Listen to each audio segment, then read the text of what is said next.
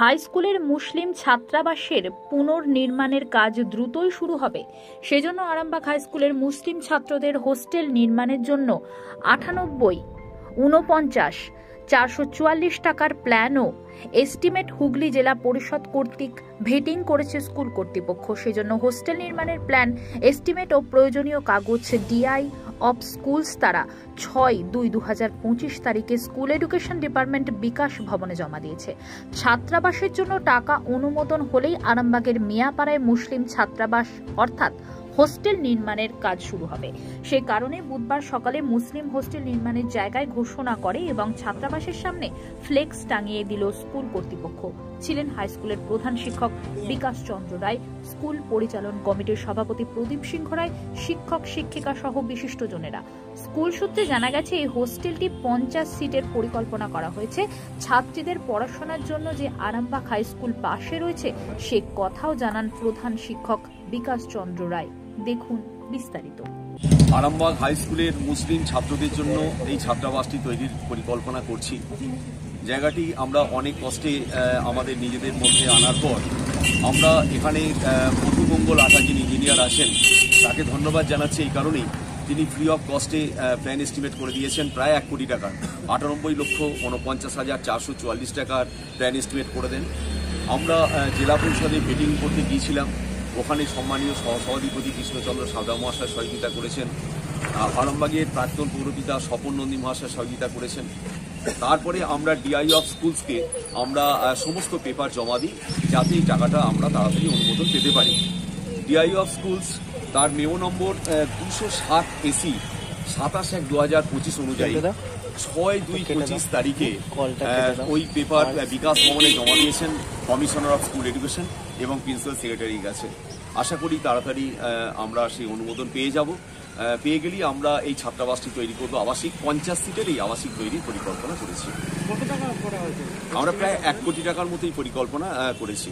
আজকে কেন এখানে? আজকে আমরা এসেছি যে আমাদের ছাত্রদের এই বার্তা এলাকার মানুষকে, আরামবাগ মহকুমায় শুধু নয় সারা দেশের আমাদের মুসলিম ছাত্রদের এই বার্তা দিতে চাইছি যে পড়াশোনার জন্য আরামবাগ হাই স্কুল সবসময় তাদের পাশে আছে এবং থাকবে। আমরা মুসলিম ছাত্ররা দেখতে পাচ্ছি পড়াশোনায় অনেকটা এগিয়ে গেছে।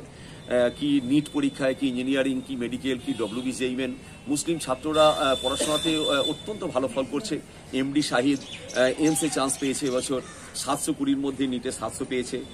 মাধ্যমিক উচ্চ মাধ্যমিকে রাজ্য তালিকায় আছে। এমদাদুল এবছর উচ্চ মাধ্যমিক পরীক্ষা দিয়েছে, খুব ভালো সাফল্য পাবে। এইভাবে মুসলিম ছাত্ররা যাতে আরও সাফল্য পায় এই জন্য আমরা এই পরিকল্পনাটা করে তাদের মাধ্যমেই, আমাদের মাধ্যমেই এই বার্তা তাদের দিচ্ছি যে তোমরা পড়াশোনা করতে পারবে এবং তোমাদের জন্যই পরিকল্পনা আমরা করছি। আরামবাগ হাই স্কুল সবাইকে নিয়ে নতুন পালক প্রায় 1 কোটি টাকার উপর কাজ খুব তাড়াতাড়ি হবে। ফান্ডিং এর জন্য পাঠিয়ে দেওয়া হয়েছে শিক্ষা দপ্তরে এবং শুধু আরামবাগ হাই স্কুল নয়, এলাকার মানুষও তদবির করছে যাতে টাকাটা তাড়াতাড়ি আসে, যাতে করে 50 সিটে সম্প্রদায়ের মানুষের যে ছাত্র আছে তাদের থাকা খাওয়ার ব্যবস্থা যাতে সুন্দরভাবে হয়, তারাও যেমন চেষ্টা করছে, স্কুলও চেষ্টা করছে, খুব তাড়াতাড়ি হবে আশা করছি। তার কারণ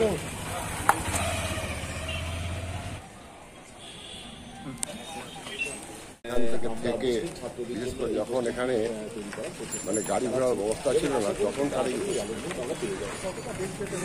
এখন যেটা আরামবাগ হাই স্কুল রেডি জায়গা, আরামবাগ স্কুল এই জায়গাটা লিখে দিয়েছে। সেই আরামবাগ হাই স্কুল যেভাবে যে